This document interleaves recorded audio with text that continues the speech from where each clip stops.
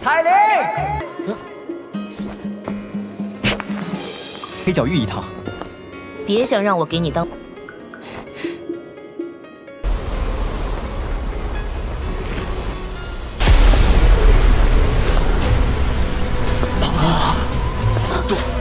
杜宗，这个女人，她怎么会出现在这儿？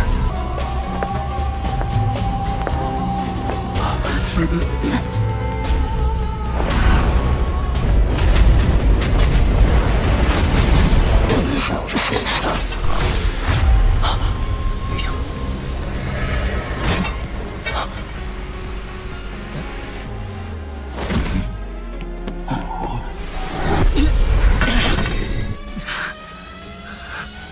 又要救我，又对我这么不客气，这要是这家伙突然出现，韩风这个混蛋现在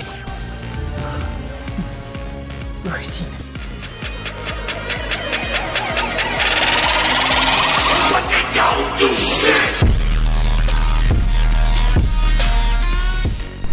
Suara rendah dan dalam terdengar, tubuh fisik meledak berulang kali terdengar dalam manor besar. Suara itu seperti sabit dewa kematian, tanpa kecuali murid sekte mistik Cloud akan berubah menjadi abu setiap kali itu terdengar. Para murid sekte mistik Cloud menjerbu menuju lapisan terdalam manor seperti air banjir. Orang-orang di belakang sama sekali tidak menyadari perubahan tak terduga yang terjadi di depan karena visi mereka yang terbatas. Oleh karena itu, ketika momentum mengurumuni mereka secara bertahap memasuki batas tertentu, sabit dewa kematian mengiris. Suatu teror dan gangguan akhirnya menyebar ke segala arah seiring bertambahnya jumlah tubuh murid sekte mistik Cloud yang anehnya otomatis dinyalakan. Oleh karena itu, atmosfer didorong oleh teror. Akhirnya, mereka tidak dapat bertahan lebih lama dan mulai liar menarik diri. Asap berwarna putih yang baru saja datang bergelombang seperti banjir sekali lagi melarikan diri dengan sedih ke segala arah beberapa saat kemudian. Cara mereka yang panik adalah seolah-olah mereka takut bahwa pengapian otomatis yang aneh akan turun ke mereka. Oleh karena itu, serangan besar-besaran dari sekte mistik Cloud mulai rusak dengan sendirinya tanpa diserang di bawah pengapian otomatis tubuh yang aneh ini. Ketakutan dan keterkejutan hadir di wajah setiap orang. Sesuatu yang dapat membunuh seseorang tanpa bentuk dan warna memiliki waktu yang lebih mudah mengikis keberanian seseorang dibanding dengan pisau tajam dan pedang. Ketika murid sekte mistik Cloud melarikan diri untuk hidup mereka keluar dari bagian terluar dari manor, fenomena yang tak biasa dari penyalaan otomatis tubuh perlahan mulai menghilang. Namun, pada saat ini, murid sekte mistik Cloud sudah menderita kerugian serius. Selama waktu yang menakutkan dari penyalaan otomatis tadi, setidaknya setengah dari orang-orang berubah menjadi debu dengan cara yang sangat aneh. Rumah itu ditutupi oleh bubuk putih keabu-abuan ketika murid-murid sekte mistik Cloud melarikan diri dengan cara seperti kilat. Karena jumlahnya besar, itu menghasilkan lapisan yang setebal jari. Bubuk itu menarik ketika angin bertiup, seluruh langit terapung oleh teror dan bahaya aneh, membuat orang merinding. Baik bagian dalam maupun bagian luar dari seluruh rumah telah berubah menjadi keheningan yang mati di bawah perasaan berbahaya ini. Beberapa saat yang lalu, setengah dari murid sekte mistik Cloud telah berubah menjadi abu bubuk dalam waktu kurang dari 10 menit. Terlepas dari apakah itu anggota klan primer, murid sekte mistik Cloud ataupun pengamat sekitarnya, mereka semua merasakan kedinginan di atas tubuh mereka seolah-olah mereka berada dalam jurang. Adegan ini benar-benar terlalu menakutkan bagi mereka. Setelah kesunyian berlanjut sejenak, banyak tatapan akhirnya mulai beralih ke pemuda berjubah hitam yang membawa penguasa berat di langit. Pada saat ini, yang terakhir perlahan-lahan memperluas kedua tangannya. Jika seseorang harus hati-hati melihat tangannya, seseorang akan dapat melihat secara samar-samar sekelompok api tak terlihat yang membakar habis di atasnya. Dari tampilan situasi, jelas bahwa kekacauan dari penyalaan otomatis menakutkan sebelumnya disebabkan oleh dia. Murid sekte mistik Cloud yang menarik diri dari manor ditampilkan wajah kaget dan ketakutan saat mereka melihat Xiaoyan di udara. Cara itu seolah-olah mereka sedang melihat setan yang haus darah. Sosok yang buram dan hitam melintas di langit hanya beberapa menit ketika hampir 4 ahli Dawang terluka parah dan jatuh dari langit. Tinju kejam lainnya menabrak bagian belakang elit yang terkejut. Dawang, kekuatan yang kuat menyebabkan dia langsung kehilangan kekuatan bertarungnya. Pada akhirnya, orang itu jatuh duluan dari langit tanpa ada yang tahu apakah dia hidup atau mati. Aura ini, mata Yun San dipenuhi dengan ketidakpercayaan. Dia tiba-tiba berdiri dan bergumam dengan mulutnya. Bagaimana bisa? Bocah kecil ini sebenarnya masih hidup. Gumaman itu baru saja terdengar ketika Yun San seperti mengingat sesuatu. Ekspresinya tiba-tiba berubah. Tubuhnya melintas dan menghilang dari ruang pelatihan itu dengan cara seperti hantu. Arah yang dirasakan dari letusan aura itu sebelumnya adalah jelas dari ibu kota. Aula besar dari sekte Mystic Cloud benar-benar kacau. Berbagai suara dicampur dengan suara panik. Akhirnya mereka berlama-lama di dalam aula, menyebabkan kepala seseorang melebar karena pusing. Yun San juga merajut alisnya karena kekacauan ini ketika tubuhnya melintas ke aula besar. Dia berteriak dengan suara keras, "Tenang!" Kebisingan di aula segera mulai menghilang dengan tenang ketika semua orang melihat Yun San yang tiba-tiba muncul.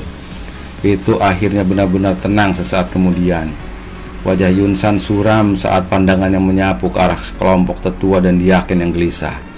Sesaat kemudian, tangannya tiba-tiba membanting dengan keras ke atas meja. Semua orang terkejut ketika mereka dengar ini. Mereka semua bingung. Klan Xiao kecil sekarang berlama-lama di atas napasnya terakhir. Xiaoyan, nama yang berada jauh di dalam ingatan mereka, memadamkan ingatan yang telah disembunyikan di benak setiap orang selama 3 tahun dalam waktu singkat. 3 tahun yang lalu, pemuda yang belum genap 20 tahun ini mendaki gunung sekte Mystic Cloud sendirian. Dia mengandalkan kekuatannya sendiri untuk bersaing dengan seluruh murid sekte Mystic Cloud. Meskipun ia akhirnya diusir dari kekaisaran Jiama, pemuda ganas seperti serigala itu meninggalkan ingatan yang dalam yang sulit dihilangkan dalam jumlah orang yang tak terhitung jumlahnya dari sekte Mystic Cloud. Kurangnya berita tentang dia selama 3 tahun ini menyebabkan semua orang secara bertahap melupakan nama dan pemuda itu. Bukankah orang itu sudah mati?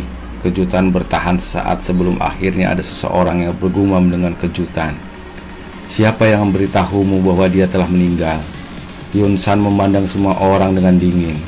Suaranya gelap dan dingin. Aku merasakan auranya tadi. Tampaknya orang itu harus kembali. Yundu dan yang lainnya mungkin pernah bertemu dengannya. Bahkan jika kelompok tetua Yundu bertemu dengan orang itu, tetapi tidak mungkin bagi mereka untuk mengalami kematian dan cedera seperti itu kan? Tempat itu memiliki 2 Dohuang dan 7 Dohuang. Mereka tidak akan begitu cepat dikalahkan bahkan jika mereka bertemu dengan 3 atau 4 elit Dohuang. Jangan katakan kepadaku bahwa Xiaoyan telah menembus kelas Dozong dalam waktu 3 tahun singkat ini. Seorang tetua tanpa sadar berbicara dengan ragu. Dia belum menyelesaikan kalimatnya ketika dia mulai mengejek kata-katanya sendiri. Aula sekali lagi benar-benar diam setelah semua orang pergi. Tes, bagaimana? Aku baru saja mengatakan kepada kamu beberapa waktu sebelumnya bahwa Xiaoyan selamat dan sangat baik dalam wilayah sudut hitam. Sepertinya sekte Mystic Cloud akan menghadapi masalah dengan kembalinya kali ini. Keheningan berlanjut untuk waktu yang lama sebelum sekelompok kabut hitam tiba-tiba muncul dari bayang-bayang aula besar.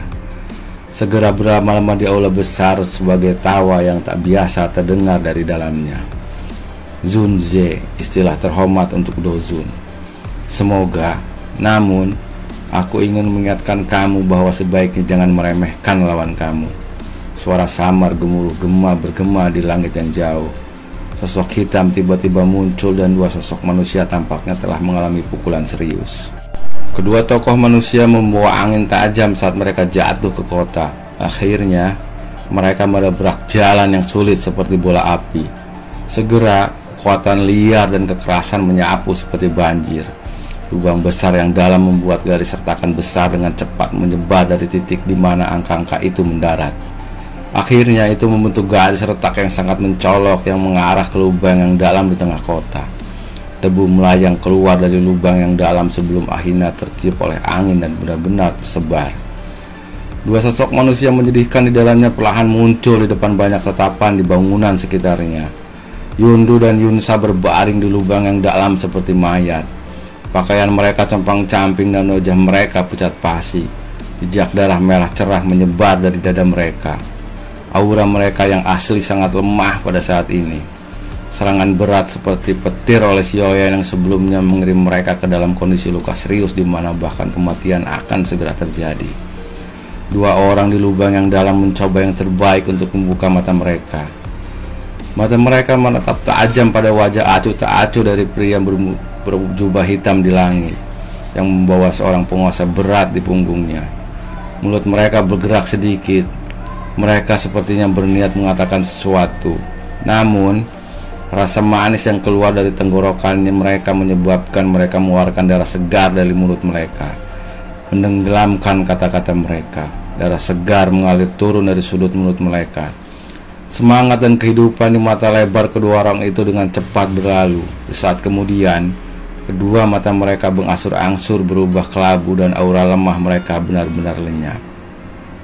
Dari kelihatannya, aku perlu melakukan kontak dengan klan Nalan, klanmu, dan asosiasi alkemis karena Xiaoyan telah kembali. Itu tidak akan lama sebelum pertempuran menentukan dengan sekte Mystic Cloud. Jika seseorang harus berdiri di pihak yang salah dalam pertempuran ini, sepertinya akan ada masalah.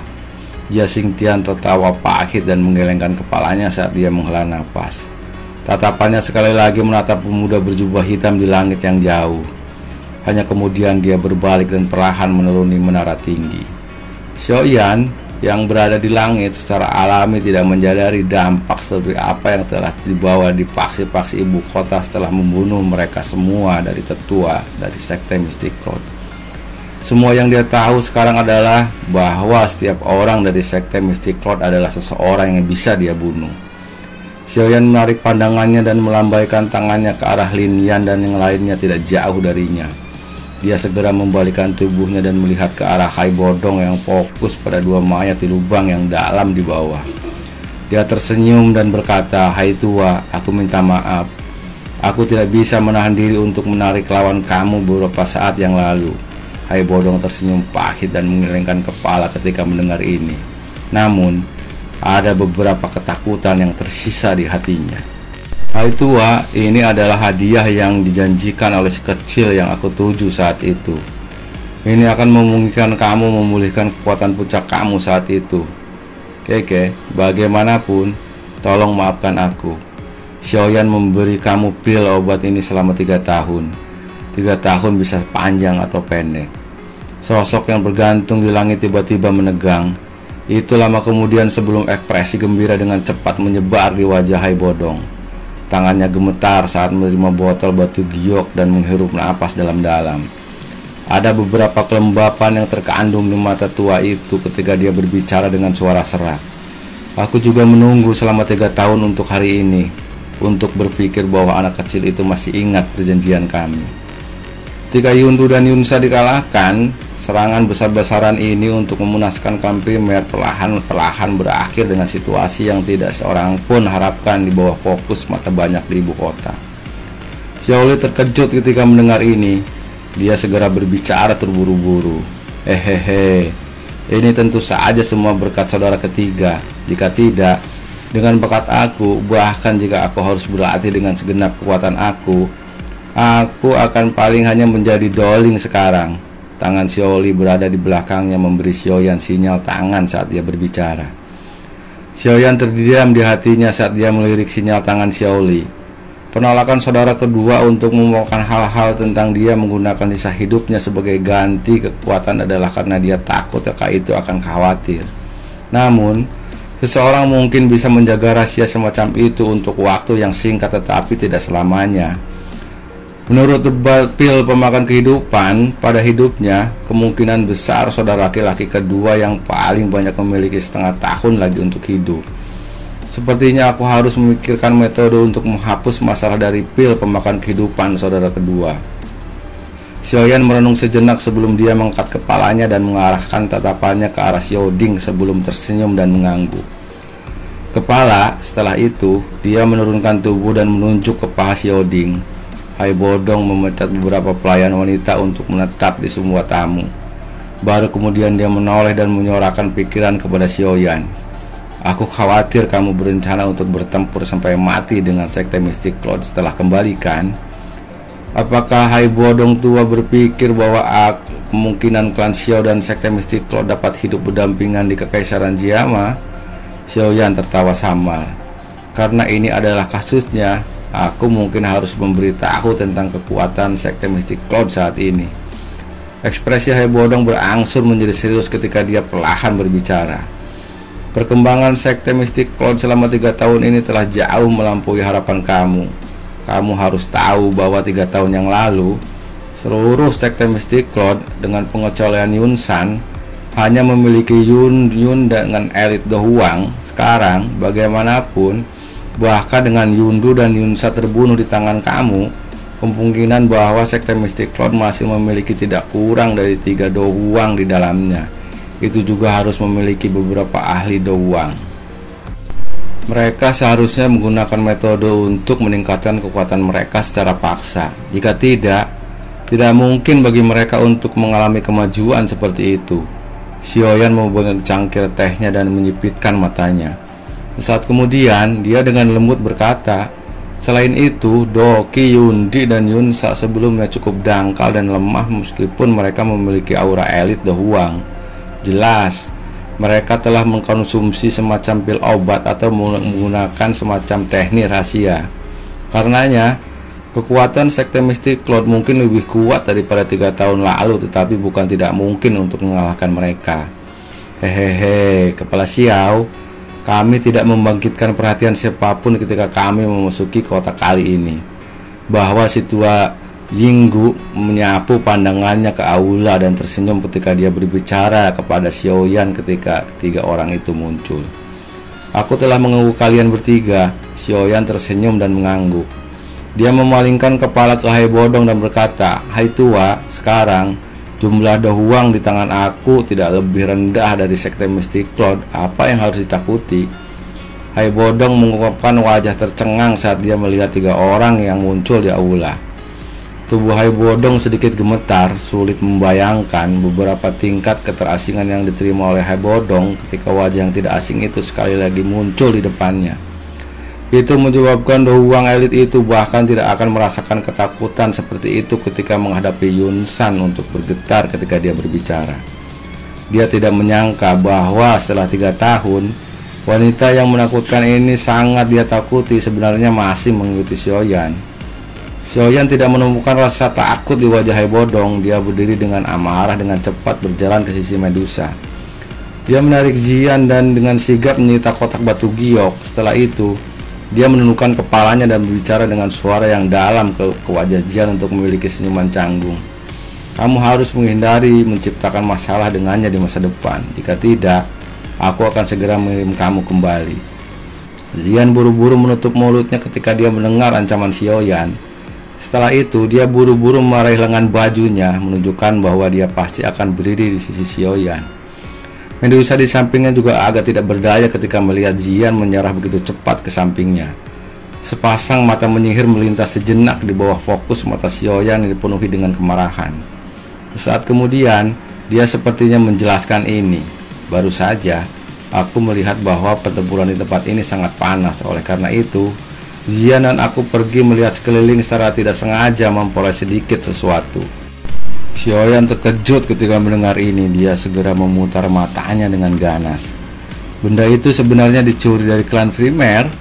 Meskipun Xiaoyan merasa marah di perutnya, dia hanya bisa tak berdaya menggelengkan kepalanya saat dia melihat wajah Medusa yang tampak seolah situasi yang sangat buruk, sehingga tidak akan ada perbedaan dalam membuatnya lebih buruk.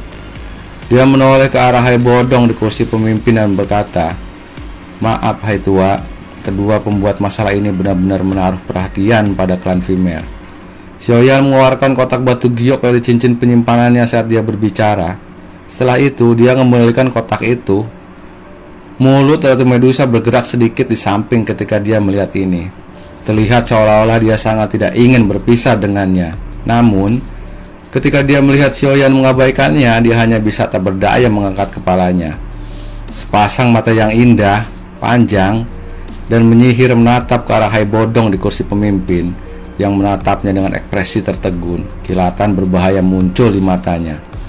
"Apa itu?" Xiaoyan terkejut saat dia bertanya. Xiaoyan juga tercengang ketika dia mendengar nama ini.